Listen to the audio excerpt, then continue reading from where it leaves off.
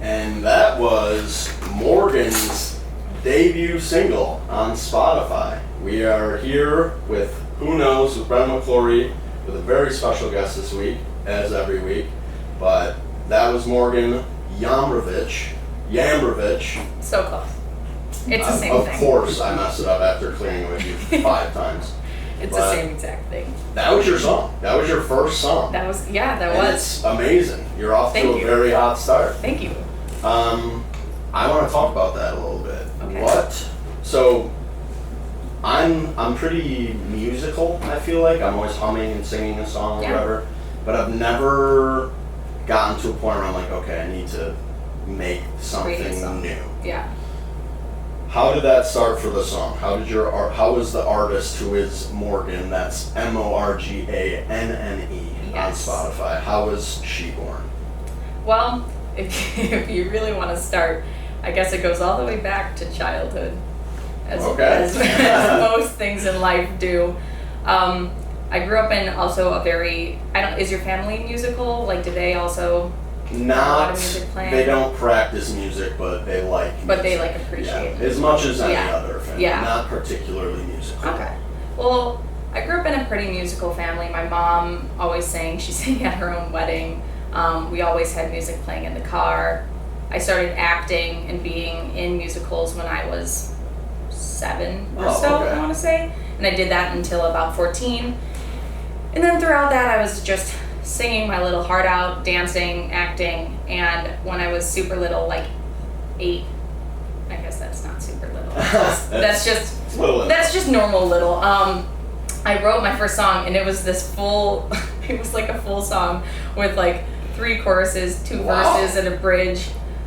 I'm trying to remember how it was like, pull your safety down from some far land in your hand. And that was like, I wrote a full song. And you were 8? Yeah, when I was 8. And I like sang it on stage at acting camp. And then I had a little songbook. And I used to write little ditties all the time. And then You're just like, are you just always have them out like, what is it? You come up with a melody and then you're like, oh, I like that. Or like, how does that? Yeah, it like usually happens in the shower, especially when I was little. Okay. Because that's like when my brain has time to just be. I would come up with melodies. I would come up with songs. The lyrics. I don't know which comes first. It depends. Like the chicken or the egg. Right. The melody or the lyric. But when I was little, I just really wanted to like be a pop star, and so I just started writing a whole bunch of songs, and most of them have been lost or I've forgotten. Sure. But that one song that was a full song, I still remember it. Wow. Yeah. And that was the first one. That was the first one. That was when I was 8. That was the genesis. And then throughout life, I stopped acting when I got to high school. I used to do chorus every day in middle school, like in the morning, because I was in an extracurricular chorus, and then I had chorus during school. Oh, wow. So I did chorus twice a day all throughout middle school. And then I got to high school, and I joined the dance team, and I just didn't have time. I didn't have time for chorus. I didn't have time to do any more acting. Because of dance. Because of dance. Okay. And I stopped all of that, which was fine because dance has always been one of my like true loves. Sure. And I was okay giving up singing and acting for it. Then when I think I was 15, I got into a pretty bad accident on my bike and I hurt my foot and I got arthritis in No way. in my, which one is that? Because of the My injury, right you foot. developed arthritis? Yes, the doctors described my foot as a meat pie. Like my cartilage is just, can I swear? Yeah. My cartilage is fucked. Wow. Yeah. And so then after what kind that, of accident? What? I was riding You're not home. getting to go into No, I details, was riding home from a party, and so I was like, Yeah. it was a party. Sure. And actually, before that, I had gotten into. Well, we're going way back. But before that, I had gotten into another bike accident where I got hit by a car on a bike, and I broke my tailbone right before entering high school. And so I hadn't ridden a bike in a year and a half. But that night, I was like, I should ride a bike home from this party. Sure. And then that Trying was to just, make the smart decision. yeah, it was just the worst. It was just the worst idea Oh, ever. no. And I tried to get off the curb at an angle, and you're supposed to do it perpendicular, you know, Sure, so you sure. don't fall. Yes. And I fell, and I don't even know what happened. It was all like kind of like a blur, as accidents usually go. But my foot got like caught in the bike or twisted or something. Yeah, icky. Yikes, yeah. And the cartilage just destroyed. And meat pie. meat pie, yeah. Okay. Meat pie, arthritis foot. Yeah. And so, though I had quit all those fun things that I love to do in lieu of dance, I now couldn't dance. And I still really can't. I can't run. Wow. I can't jump. Did you do like physical therapy? Was that a whole? Yes, yeah. I was, my God, yeah, that's terrible. yeah, I know.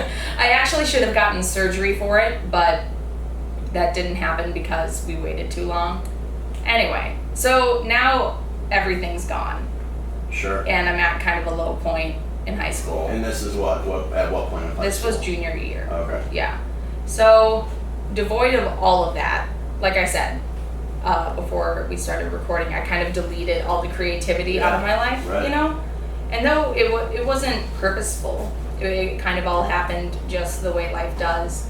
And so from basically then until last year, I did not have much in the way of creativity in my life. Sure. Which, as we talked about, like I started acting and singing when I was like 7 or 6. Sure. You were So, always a creative yeah, kid. Yeah. Exactly. That had been my whole life. That's all it was, and that's all I ever wanted to do.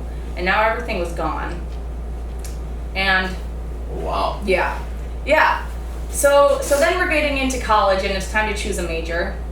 And I decided to go with the responsible choice, you know, the responsible quote unquote choice.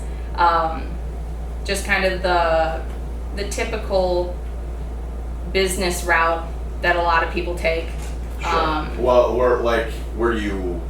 was that just strictly I should grow up and do this and not art, or was that like were you somewhat interested, or was it? Well, in my life I've wanted to be a bazillion different things at different times. I wanted to be a forensic pathologist, Nice. which works on like corpses. Sure.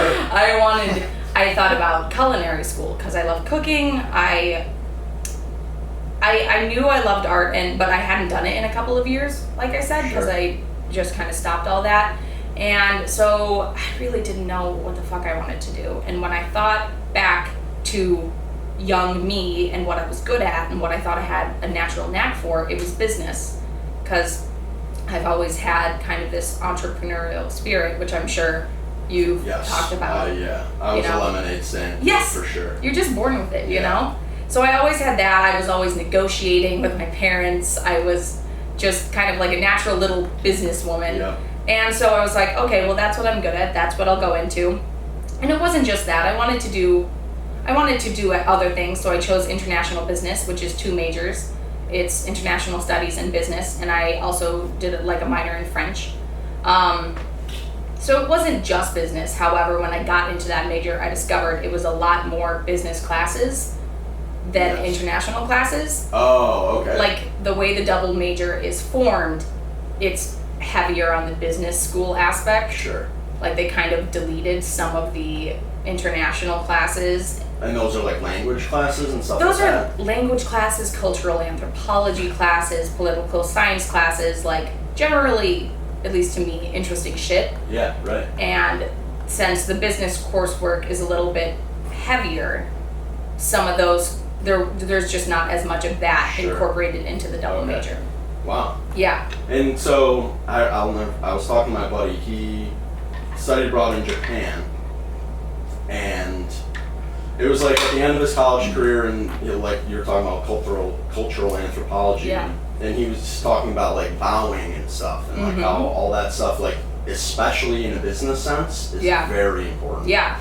So that seems like you're tweaking by not including that. I know. And some of it is still included. It's just, I think the business coursework there was more of. Okay. And it took me a while. It took me 4 years.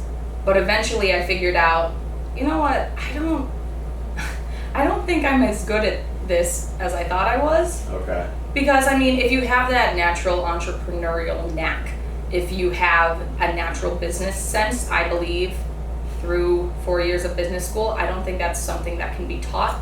I agree. You know? If you have that talent, you have it. And it's not going to be taught through calculus. Sure. And accounting 1 and 2. Right. And financial real estate. You know, even Sure. though if you do want to do those things, you need those classes, obviously. Yep. But I think I was just there under false pretenses, you know?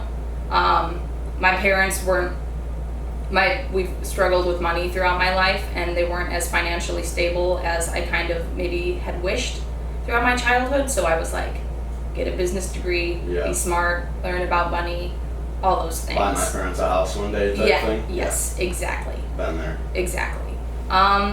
Which is all good and dandy until you wind up 4 years into a degree ridiculously unhappy, you know? Sure. And yeah. Do you think, was it like an age thing? Was it like a maturity thing? Because I went through the same thing. My parents, I wanted to go away to school, and they told me because of how poorly I had performed in high school that they weren't going to co-sign on my school notes. So that was like a, wow, that sucks type situation. So I started going to Moraine Valley, and that was when I was like, oh, okay. So thank God I didn't pay a bunch of money for school, because I'm quitting this. This sucks. Yeah. And that's kind of how I feel about school now. I would quit if I have 1 semester left. Yeah. And I'm really bad at quitting things historically. Last year I wound up with 4 or 5 jobs. Really? Yes. That's all part of the story, honey. That's like woven into the song itself. But yeah, I'm really bad at quitting things. So I won't. I just gotta get this last semester done, and then I'm done. But yeah, so then that winds us up at last year, when, like I said, I had found myself with 4-ish jobs, you know, give or take a couple. Sure. And 18 credit hours, and trying to have a little bit of a life. It wasn't possible. I was just in kind of a bad place. I was in a major I wasn't good at. School made me feel dumb because I was in the wrong classes. Oh, okay. And I know I'm not dumb. I'm not the smartest person in the world, but I'm not dumb. But when you're learning the wrong thing, it's very easy to mentally fall into that trap of, since I'm not doing well in calculus, right, compared to my classmates who are probably meant to be there more than me, it's really easy to mentally just convince yourself that you're dumb. Definitely. So I'm overworked. It feels like I'm choking and I have no room to breathe because I'm just so busy. I'm burnt out. I'm having breakdowns every week. Because of school. Because of school, and because of how involved I got. Okay. Because of my jobs. One of my jobs was an unpaid internship, and I was in a position I shouldn't have been in. It was stressing me the fuck out for just an unpaid internship. And I love that company and I'm still with them, but it was just dark times. Yeah. On top of everything else, I had kind of convinced myself that when I'm home, like summer break, winter break, Thanksgiving break, that's when I can be happy. Oh, okay. And when I'm at, wow. Yeah. Oh, I know. It's so backwards. But I get it. Yeah. Because when you're committed to something, you'll do anything mentally to get through it. Yeah. And I was so busy. I felt like there was no time for me and there was no time to be happy, which is so, like I said, fucked. It's so backwards. Yeah. And then I was like, no, Morgan, you are at school more than you're at home. You're at school 8 months out of the year. Right. If you like relegate yourself to only being happy for 4 months out of the year, that's a miserable way to be. Yeah. That's most of your life Exactly. for the next couple of Exactly. years. Yeah. And so the way I kind of rediscovered or got back into creative things, which I realized I needed in my life to be happy, though that internship was stressing me the fuck out, it was with a creative marketing agency. Perfect. And exactly. Yeah. And so through that, I met a lot of amazing freaking people. We were all really stressed and kind of overworked during that semester, but I was surrounded by some of the most inspirational people I had ever met.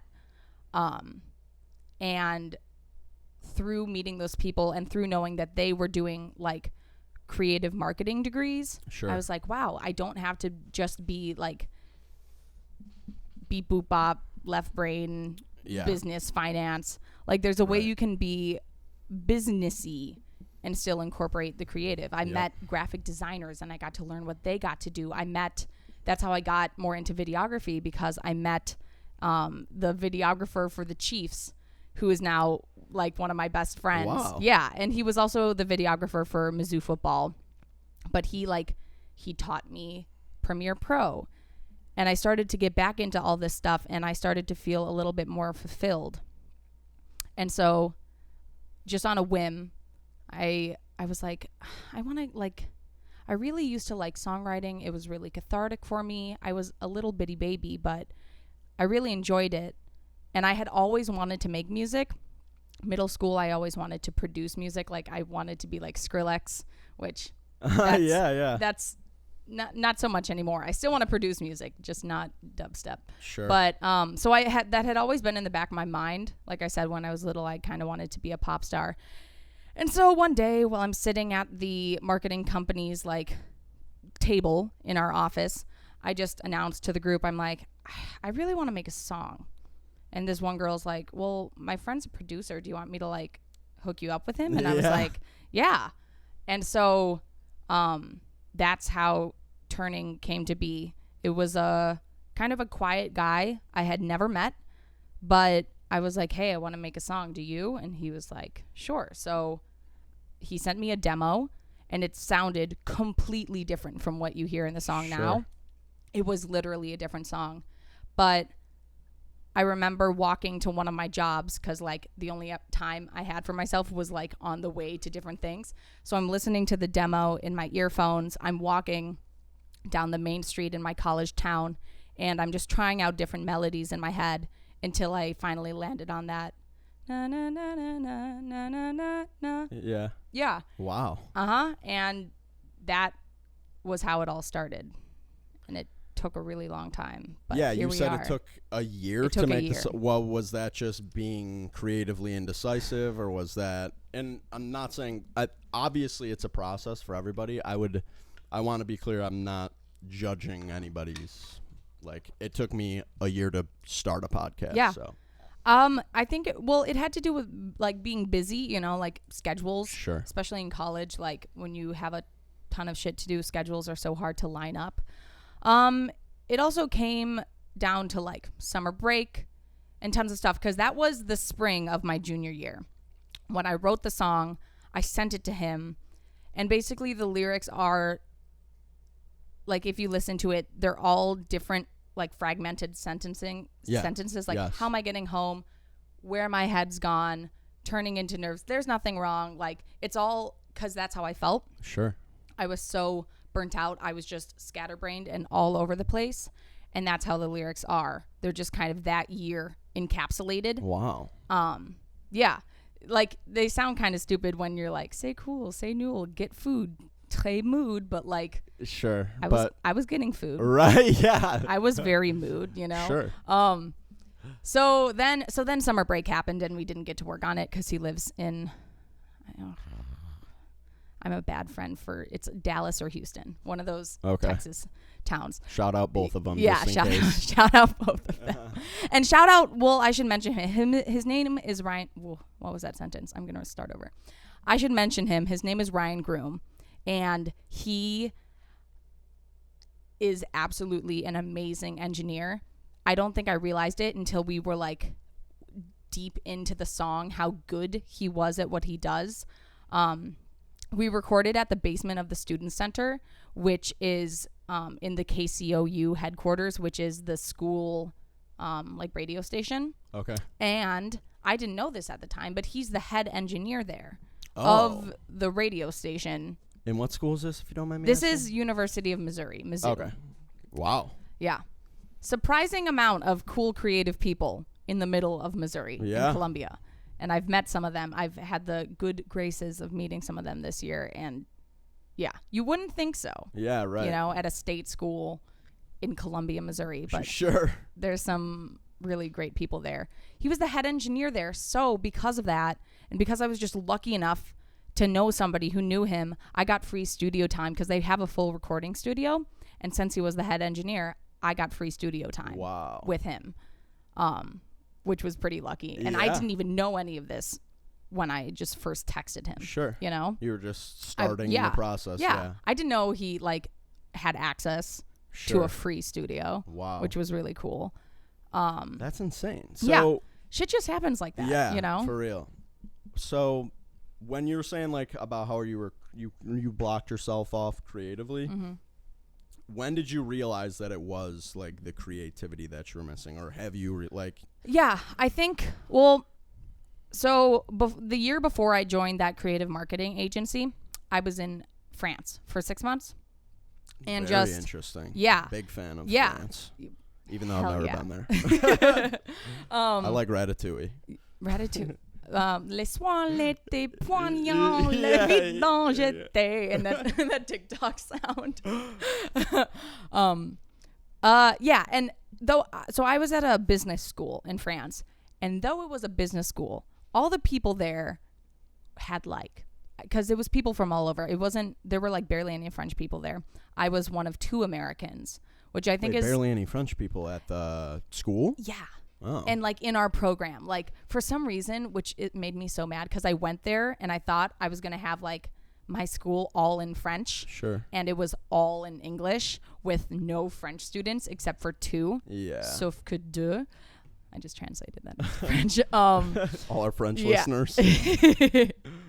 But yeah, for some stupid reason, it was a terrible school, to be honest. They were so disorganized. And it was it was kind of fun. It was a fun shit show to attend for 6 months. 6 months. Yeah. So where do you live at the school, or do you have like an apartment? No, the school, it's not like when you think of like American college, it's not a campus or anything. Imagine a kind of like depressing white 60s style office building, as you can see around us in the south side of Chicago. Imagine that, and there's a school in it, and then there's like a front yard where all the Europeans smoke a lot of cigarettes. And then I lived like 10 minutes away, like down it was like a 10-minute walk. And was it like every day you went to school? Dude, they changed our schedule every week. Really? I told you it was a shit show. They changed our schedule every week. Some days I wouldn't have school. Some weeks I wouldn't have school 3 out of the 5 days. And then some weeks I would have like so much school for 5 days. Oh, yeah. And I don't think that's how every single school was.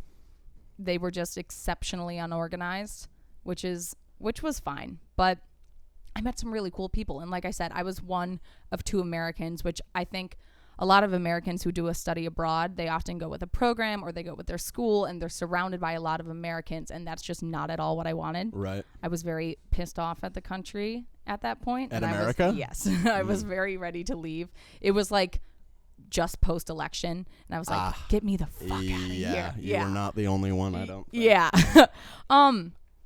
But there were people from all over. I had people in my class from Russia, China, France, Canada. That's so cool. Yeah, Spain, tons of South American countries. Like Australia, every country you could imagine basically was there, which was amazing. Yeah, it's like the United Nations. Exactly. And I'm like, even though I wanted my coursework to all be in French and stuff, English is the like international lingua franca, which means like uniting language. Oh, okay. Yeah. And so no shit, it had to be in English. But through that I met amazing freaking people. Yeah. Though they were business students, they all had like style. Sure. And, like swag. Of course. And they were doing like the people who attend an international school knowing no one and not having anyone else from their country, those are like the cool people you want to meet. Yeah, right. And so on a mission. Yeah, exactly. And though none of that was creative, I think it kind of taught me like there's way more than just the Trulask Business School at the University of Missouri. Right. Like there's way more out there for me. So then I saw that application for the creative marketing agency while I was in France. And I had already started like kind of making videos like while I was in France. Oh, except like travel videos type yeah, stuff? Okay. Yeah. I was editing them on iMovie though. I was filming them on my GoPro. They weren't great, but like I had always loved videography and like film and content like that. And so I applied to this creative agency and I was like, I can make videos for them, blah, blah, blah. Like I'll meet all these creative people. And though I've lost the question you asked me a while ago, that's how I kind of realized I needed more creativity in my life. Okay. Because I realized there was this void. Sure. And I think I found that, I think I identified that void in France. And then it was a slow climb for the next 2 years to get to where I am now. And now it is a priority, obviously. Oh, yeah. It is a necessity. Yeah. It's like, this sounds so cheesy, but it's like breathing. Yeah. Because like I said, my junior year, I literally felt like I couldn't breathe. And though that had a lot to do with how busy I was, I think it had to do with the fact that I was devoid of that essential aspect in my life. Was it what aspect was it? Like saying something? For me personally, I'll talk from a personal standpoint for a sec. Like for my whole life up until senior year of high school, I was very like background kid. Like I always tried to play sports, sucked at sports, was always in school, sucked at school. You know, just like I never had like a thing. Yeah. And I will never forget, I was talking to my buddy Bars and my buddy Jimmy, and I was like crying because these dudes, my buddy Jimmy was like a musician. He like started a band, and Jake has always had his comedy, and that's been like they've always kind of had that, and they always kind of knew, and they always like, and I'll never forget, I was like, dude, I don't like have a thing. Like I don't have a thing. And like they were like, dude, calm down. It happens. Like, you can make a thing if you want. Yeah. And so it was once I started doing the podcasting and like working on film sets and stuff that I was like, oh, what I really wanted was to just have a voice, and that was the most important thing for me creatively. Was it the same for you, or was it a little different? In a way, I guess it's a matter of semantics, because your voice is your outlet. Sure. For me, I just needed an outlet. Okay. I have a lot of things to say, but I have a lot of things to express. I have a lot of energy, and like my outlet throughout my whole life, though like acting and singing was important to me, dancing was always like how I would get out emotions. It's like working out, you know, people consider working out as therapy. Sometimes that's how dancing is, except it's more expressive, it's more emotional. You can feel it when you see it. Okay. You can feel it when you do it. Definitely. And I just always use stuff like that as an outlet. Like that, I was most myself when I was acting, singing, or dancing, doing stuff like that. And so I I no longer had that outlet. And like I said, those things made me myself, and I just didn't feel like myself anymore. Yeah. You know? I've been there, definitely. Yeah. I want to learn about France a little bit. Okay. I want you to just kind of go on France. Like, what was your favorite part of when you were in France? Like, I'm just so curious about, like, the differences. Like, Yeah. everyone's like, oh, it's so different. Like, I could talk about this. I've never been out of the country, so Okay. I could talk about this. nauseate me. Well, okay, so like I said, I was very mad at the country when I left, and I was like pissed off, obviously, at the election. I was pissed off at the people here. I was pissed off at the customs. And then I got there, and through learning about, in one of our classes, we had to do a project where we talked about our country. And some people talked about, like, this Russian girl talked about what's it called? Give me a moment. The Russian Orthodox Church. Oh, okay. She talked about, like, that aspect of her country. And there was this, like, band called Pussy Riot that, like, went into an Orthodox church and like performed, and she talked about her opinions on that. And then I gave a presentation on religiosity in politics in the U.S. And what is religiosity? Religiosity is like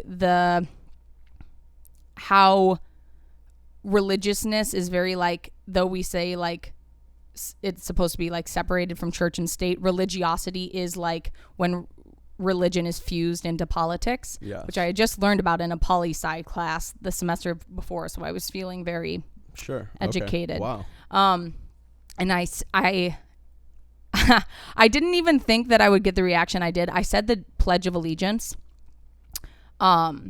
just because of the part that says one nation under God, to, like, relate it to the religiousness. And the people didn't find that the problem. The people found the problem that I could recite by memory a pledge that we had to say to the flag. Like, no way. Other countries don't do that. It is kind of some cult shit. Yes. For sure. Yes. And I had never thought of it like that before until my classmates were like, whoa. Yeah. They were like, that's some, like, North Korea shit. And I was like, oh my God. Right. It kind of is. And it got me thinking, like, teachers, I'm sure some of them are, like, very smart and have, like, their own ideas. Like, do teachers ever feel, like, kind of weird about making, like, young kids, like, just pledge to indoctrinating them to pledge to the flag? And my Australian friend brought that up to me, and I was like, holy shit. So that was one of my first epiphanies. Sure. You know? Like, okay, maybe this isn't as perfect as yeah. But then, so the whole time I was kind of on a quest to find out why America was the way it was and how other countries were. And long story short, I basically learned, like, nowhere is perfect. And it made me appreciate America a lot more. Even though I, like, yeah. No, for sure.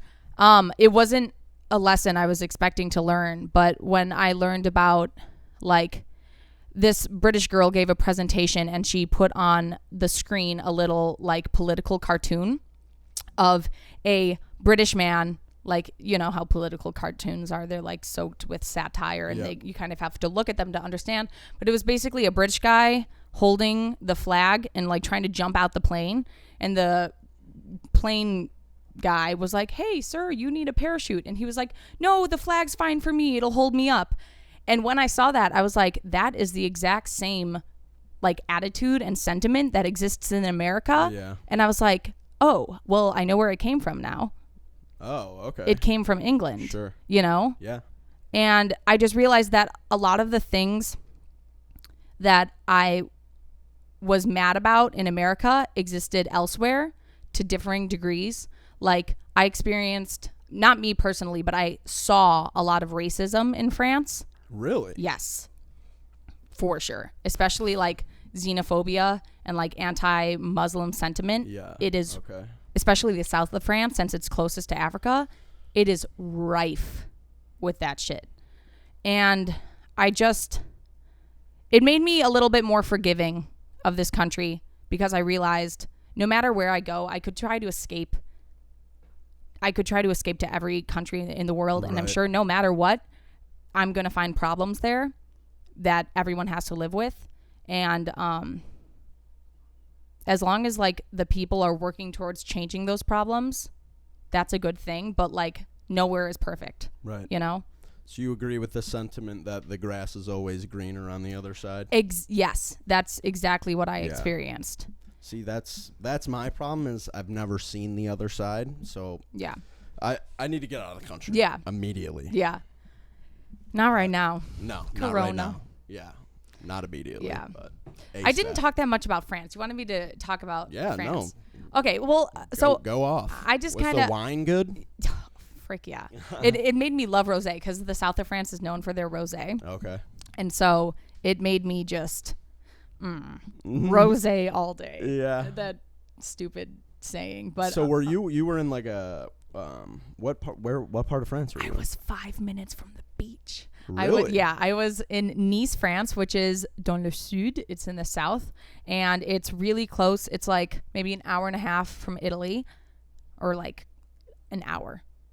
Okay. It's like an hour and a half bus ride, maybe half an hour long train ride from Italy. To Italy. That's the thing about Europe that blows my mind is like Italy's like Wisconsin to us. Oh yeah. It's like and you you cross the border just feeling like it's another state. Right. Imagine crossing into Wisconsin and the language that the train is in switches.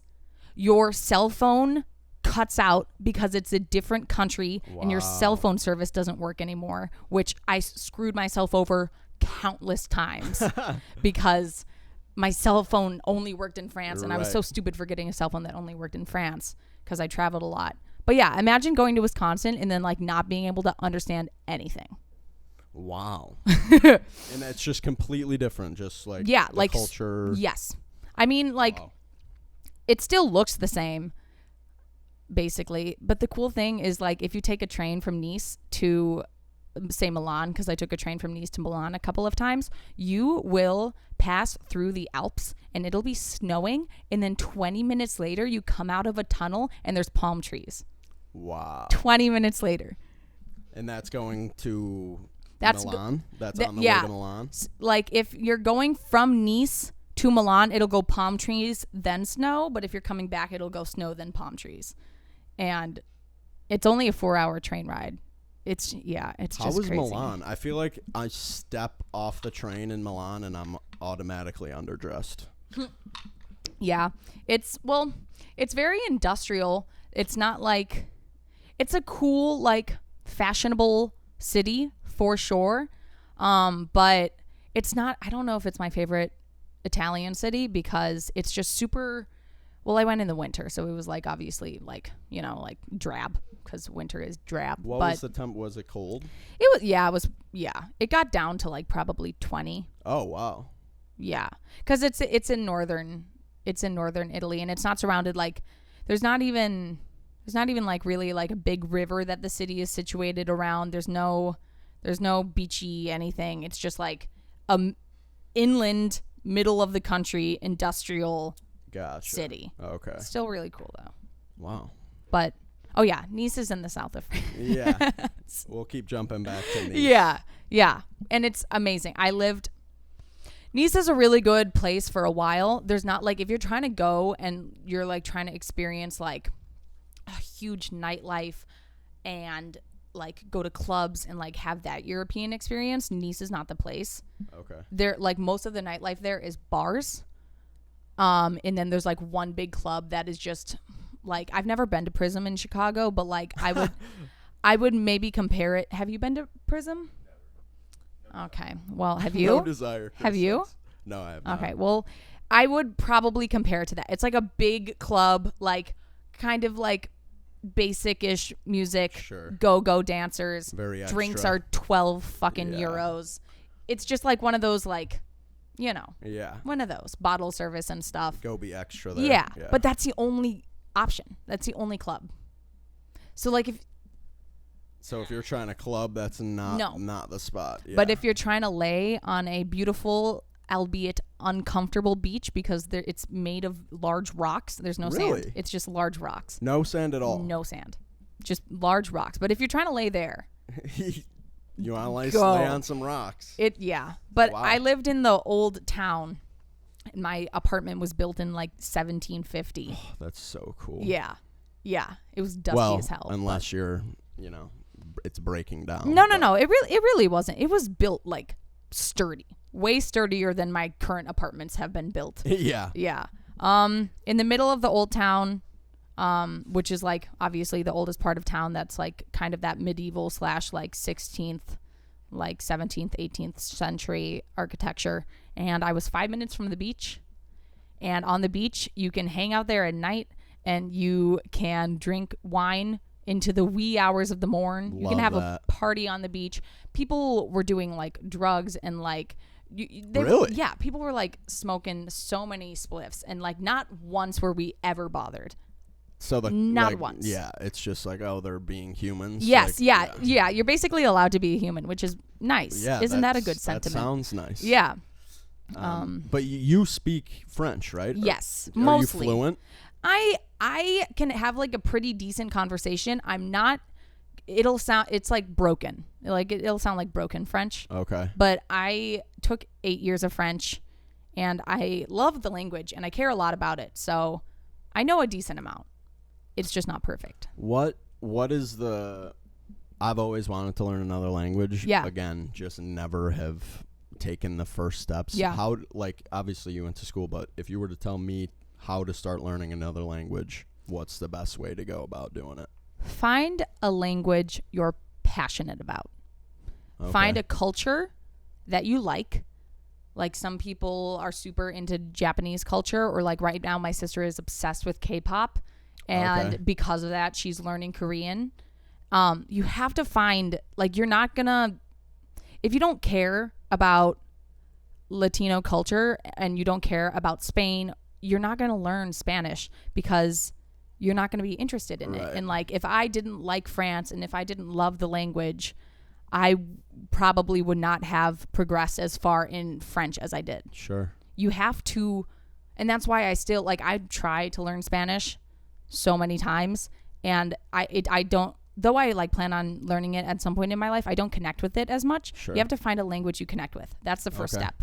Wow. And that makes it so much easier. Yeah, I can imagine. I've like downloaded like Duolingo before, Yeah. and I'm like, I'm gonna learn Yeah. Italian. Yeah. And Yeah. 2 weeks later, I'm like, oh, this is taking up space on my home screen. Watching YouTube videos, watching TV shows, super duper okay. helpful. Like Duolingo, I use it too, and it's a great starting point, but like you need to hear how people talk. And then my second biggest advice is find people and talk to them.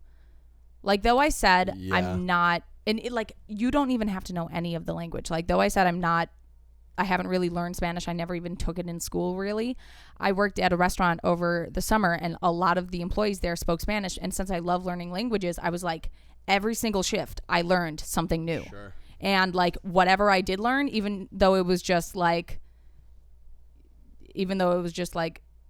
yo intento aprender español, I want to learn Spanish. Even if it was just one sentence, I would try to use it Sure. and talk to them. Sure. And most people will be willing to talk to you and like help you out. Yeah, I'm like afraid to use what I know just because I don't know, I feel like it's gonna offend someone for some reason. Yeah. I don't know why I think that. I think you just have to like make your intentions clear. Like, I want to learn this language. Like, could you just like help me a little bit? Teach, like, point to something. What is this?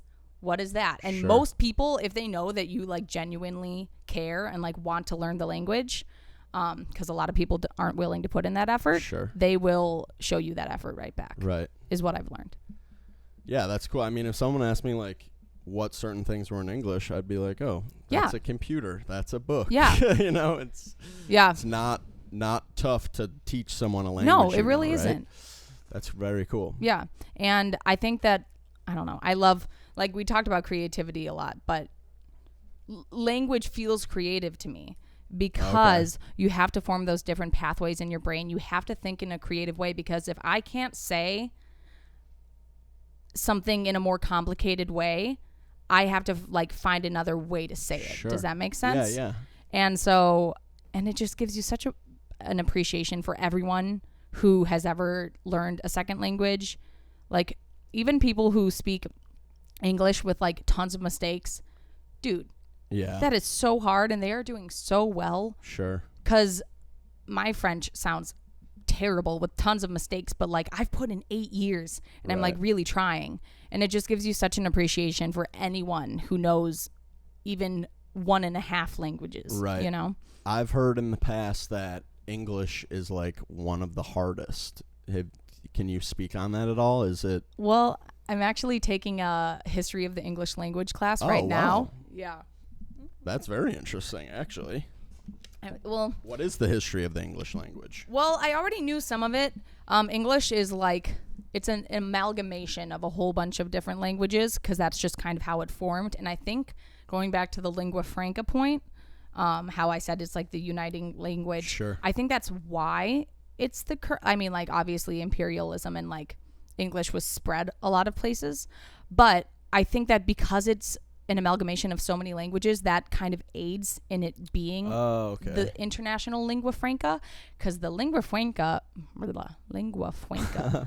it used to be French, like before the 1920s. The international language that like international people communicated in was French. Sure. And then throughout like the world wars, it like switched over to English. Gotcha. But the English language is 33% French, 33 like our vocabulary is 33% French, like 33% Latin, and then like these fractions don't end up, but and then it's like 12ish% Greek, and then the rest is like German derived words. Okay. And yeah, the history is basically like us and German had a similar ancestor, and we broke off, and like English used to sound like der Kinder Geina, like it didn't sound like Sims. Yeah, it sounded like completely unintelligible even in Old English. And then in like the 1100s, a French ruler came and ruled over England for centuries, and that's how all the French got infused into English. Wow. Yeah. And that's why I'm so interested in the history of English, because I know there's a lot of French in it, and I love French, and I just love learning like how languages develop and how we continue to develop them. It's cool. Wow. It's like, it's hard, but it's cool because I have to learn a lot of Old English grammar and Middle English grammar, which I'm just not about. Right. The history though is fascinating. Yeah, that is very cool. Yeah. I just had a question for you, and now I forgot it.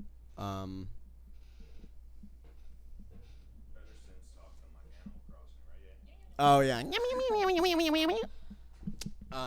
I feel like podcast tunnel vision right now. Like I just was like, I know. were talking so intensely, and then I was like, oh my god, the world around me exists. You can still. look away every once in a while.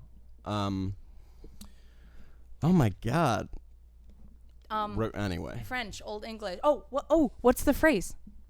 Oh yes. Okay. So pre-podcast, I told Morgan that I have a phrase that I believe to be a French phrase, but I said I'm probably going to embarrass myself because I asked my sister at one point, who was taking French in high school, and she said it totally wasn't a phrase. Sacre bleu. Sacre bleu. Is it? Yeah. Yeah. What is that? What is that? Well, I obviously did a bad job of pronouncing it. It is a exclamation, you know, like oh my gosh kind of thing. That's exactly. how It directly translates into sacred blue, which I'm sure you could like find the etymology of that somewhere. Like I don't know where that came from. They also say like oh la vache, which means oh the cow, which is kind of like our holy cow. Oh, okay. So sacre bleu is like sacred blue, and it's just like holy, oh my gosh, holy shit. Okay, I knew I heard it. It's not an expletive, but it's kind of like maybe little kids wouldn't say it. Sure. Maybe you start saying it when you're in like middle school. Okay. Like, oh crap. Yeah, yeah, that was like the one thing I was like, yeah, I know French. Sacre bleu. And yeah, sacre bleu. Then people roll their eyes at me. No. That is French. That's amazing. You were right this I'm whole time. I'm gonna keep using that. Yeah. now. Good. So where is, like you said, your family's from Eastern Europe? Yeah. You said. Where about? Well, like, do you have any French in your family, or was that kind of just interest based? That was just like that was just an interest. Yeah. So my last name's Jambrovic, and that's from Croatia. My mom always gets mad because since I have my dad's last name, she's like, you never acknowledge that you're, like, you have tons of German heritage from me. Basically, my mom is Irish and English, and that's where I get like my like tendency to burn in the sun. And then I'm feeling German. that currently. Yeah, so. it's like my mom is like the typical Chicago white. Yeah. And then my dad, his great grandma came over from the old country when she was 17. She was Croatian. And so my dad on his dad's side was Croatian back like 2 generations, like came off the boat. Okay. And then my grandma on my dad's mom was Slovakian. Wow. But I think she also had some Mongolian in her because the Mongols invaded like Eastern Europe at the time. Really? Yeah. Well, like a long time ago, like Genghis Khan time. But so I'm sure there's a lot of people actually with Mongolian in them that they just don't know about. There's actually an insane statistic, and I'm gonna look it up, that like that he has like so many descendants. Like a large part of Asia has some Genghis Khan. Yeah. It's crazy. He did way too much.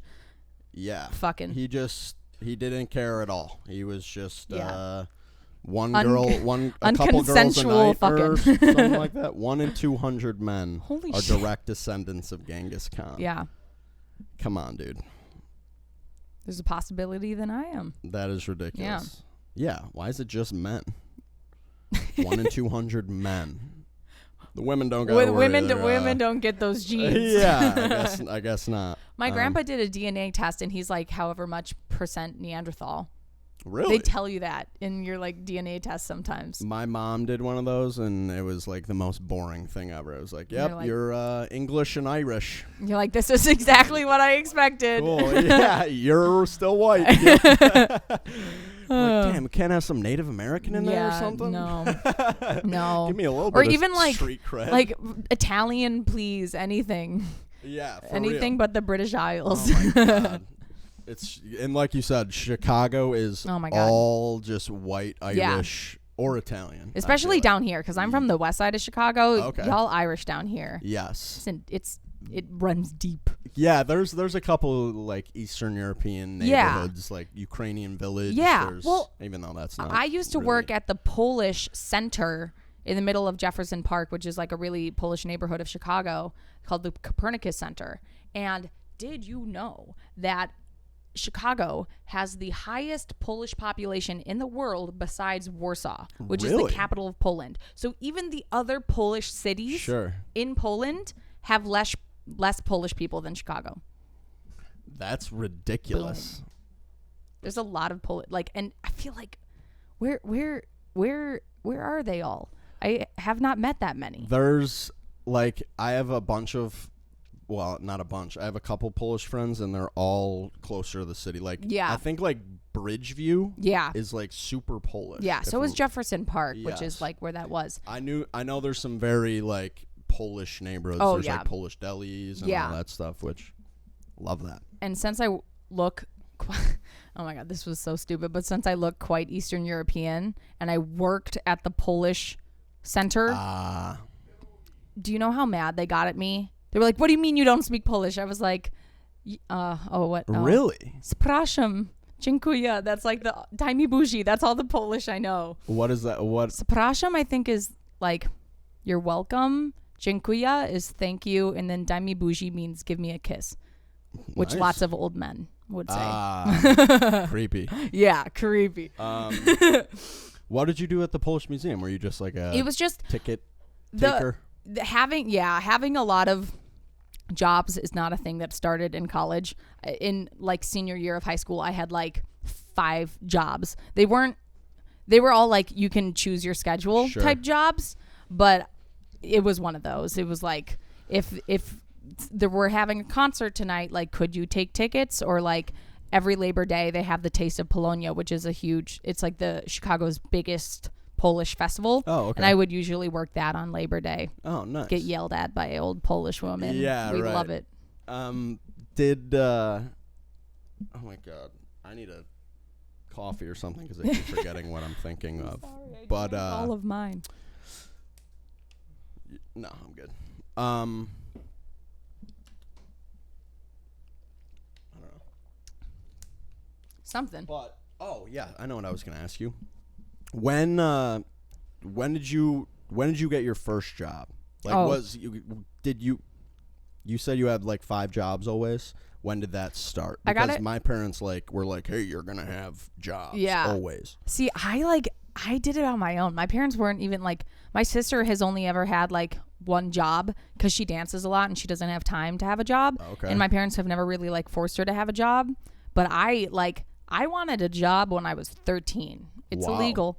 So the second I turned 15, I got a permit. And I applied to a little cafe down the road from my house growing up called the Buzz Cafe. And I was a dishwasher for 2 years. And that's actually how I saved up to go out of the country for the first time. Because my high school, I was kind of lucky to go to a pretty dope high school. And they had a lot of exchange programs. Whoa. And so there was an English exchange where we went there for 2 weeks and I lived with a host family, and then they came here for 2 weeks and in they lived England? in England. Wow. Yeah. So I went to England when I was 15 or 16, but I think 16. But it's because I got that dishwashing job and worked 3 nights a week to save up to be able to go to England. How was that? It was awesome. You've been all over, right? Yeah. Only Europe, but yeah. But that's another reason why I chose international business, because though I was it's businessy, one of my biggest things has always been knowing I want to travel a lot, and sounds like someone I know. Yeah, and prioritizing that in my life, and that's why I chose that major. But yeah, I was a huge Anglophile. I was obsessed with Sherlock the show and Harry Potter and all the typical stuff. Sure. And so yeah, it was an exchange. It was the cheapest exchange at the school. It only cost $2,500. The other exchanges were upwards of $3,000 or $4,000. Wanted to go on those too, and I actually got into those programs, but then I realized I did not have $7,000 to my name. $7,000. Well, because I wanted to go on the French one and the Irish one. But that didn't happen. I had already gone on the English one, so it's okay. The only one that we were offered in high school was Australian. Ooh. And that was crazy expensive to start off. Yeah. No. Yeah. We had had one for every language, basically. We had a Japanese, Chinese. The English wasn't connected to a language. That was just one that worked. We had a French, English, Japanese, German, Chinese, Italian, Spanish. We had a lot. That's so cool. Yeah, I know. Yes. So my high school has some issues, but it had a lot of opportunity. Every high school has plenty of issues, I feel like. Ooh, there's some OPRFT that we could get into, but we won't. OPRFT, you said? What's the T? The T. But then OPRF is the school. Oh, okay. Yeah. Okay. I thought it was a full acronym. Oh, no. The T, yes. Just look up, if you're listening to this, look up Heather Mack. That's all I'm going to say. Heather Mack. Not to be confused with Brendan Mack. No, you do not want to be confused with her. Oh. Hopefully that means... Okay, good. I think that's a good thing for me. Yeah, that is it. Yes. Okay. Yeah. You're not Heather Mack. Are you still making music? Are you still planning on, is there an album in the works? Or is it just singles? Or is it... For now, it's probably just singles. I actually recorded one about quarantine with my friend when I was still back in Missouri a couple months ago. Nice. He went to LA to work on an EP, which is claps for him. Super freaking exciting. Big props. And he just got back, so we'll be finishing that up soon. I have a whole bunch of songs written. Not complete songs. I have a whole bunch of snippets of songs written. I'm working on one song with my producer friend. I'm working on another song with my other producer friend, and COVID has kind of like stalled all of this. So that one song is probably the soonest and closest thing you'll get to another song from me. But that does not mean that there will not be like way more in the future. Sure. So this is a continuous effort. This is plan A. Like, love to that. become a musician is plan A. Is that terrifying for you? I think it's kind of exciting. Yes, I love that. Especially since I tried the path of least resistance. I tried the typical 9-to-5 job type thing, and no thanks. Yeah. You know, and like though I feel old sometimes, I'm only 22, but like I compare myself to other artists who are like 17, 18 and just popping off. Yep. But I'm still really young. I have so much time. I'm going to try to make this my career, and if I don't, then I tried, and I can never go back and say I didn't try, you know. Absolutely. Which you are preaching right now, which will mean a lot. Yeah. Oh yeah, you can relate to that so absolutely much. It's doing it. It's so much easier to go through hard shit when you're doing it because you care about when something. you're doing what you love. And that's why I couldn't do school, is because it's like, okay, this is hard and I don't want to do it, and I'm doing it because someone else wants me to, I guess. Like, my parents will be happy, and I was just like, this isn't viable long term. No. Like, I'm gonna explode at one point. I feel you. And I think that sometimes if you just follow that path, if you follow your heart and you do what you love, it can turn into something, and it does often for people. Absolutely. You know, Yeah. it also doesn't sometimes, obviously, but it also, like, if you're putting in this work and you send that, like, I'm big into like energy and like manifesting and stuff, but if you like send that energy out for long enough that like you are doing what you love, I think that good shit will come back to you. Absolutely. You know? And I'm like big on like, whenever I like see something happening in the world, I have a tendency, like, I kind of need to like figure out why. So I've been like doing a lot of like research on like why like certain people are looked up to, why musicians make it, why podcasters make it. That's like one of my favorite pastimes. Yeah. And it's from what I can tell, a lot of it is just people who aren't afraid to fail in the public eye. People like to see that. Like, people like to root for an underdog almost. So like, even if like me and Jake have had the podcast, we like weren't uploading every week. We like at the same time, like, we weren't doing really well, but it was like, we're still doing it. Though. Like, we still care. Like, and I think that's what people really latch onto, rather than like, oh yeah, that was really funny, dude. Yeah. Like, and people, like, you guys are, with all you do with like mock media, it's so genuine, and I think that's what people can really see, you know. And I think that like when you go back and you find like the genesis of these artists or these podcasters or whatever, I think it's a combination of passion, effort, and luck.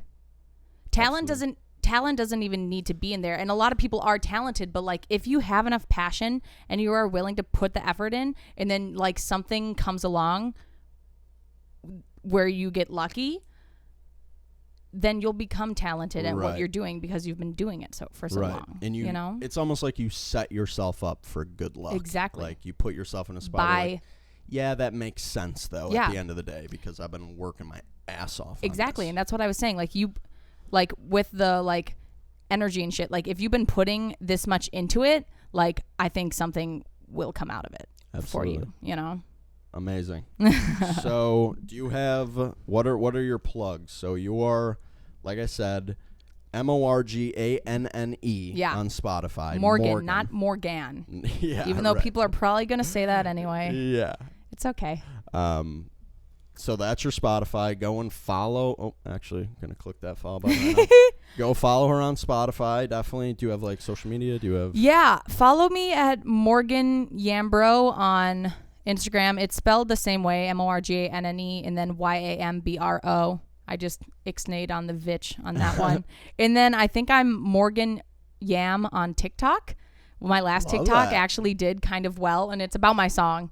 Trying to use that platform for all it's worth, Yeah. you know? I think you're our first TikTok plug, so I'm all about that. Yeah, on TikTok. Besides that, like I said, I don't really use Twitter or anything. Those are my two big ones. Thank you so much. This has been Oh no, this is a blast. Yeah. Yes, we'll have to maybe when you release another single Yeah. or something, you'll have to come Yeah. back. But yeah, definitely. This is just the beginning, y'all. So, yes, just so you definitely. know. Thank you so much for coming on. Cool. This has been an absolute blast. Thank you so much for All right. having me. See you guys.